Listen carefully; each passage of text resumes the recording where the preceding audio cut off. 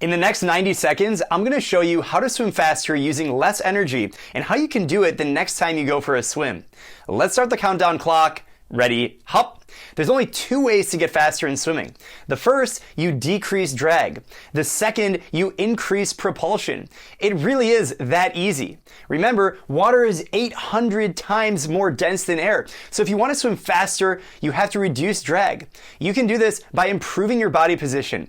Lift your hips up. Keep your kick narrow, and most importantly, look down when you swim. The wall isn't going anywhere, so look at that beautiful blue line on the bottom of the pool.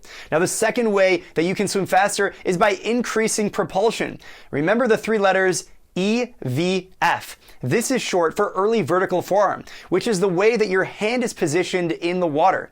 If you want to swim faster, you have to pull more water. The way you do that is by increasing the total surface area that you have to pull with. Enter the water with your fingertips and then slide your hand through the water. The next time you go to the pool, give it a try and let me know how it goes. If you're tired of swimming back and forth with no progress, you need a structured training program that's personalized to you. And that's why I created the MySwimPro app to help you swim faster and smarter than ever before.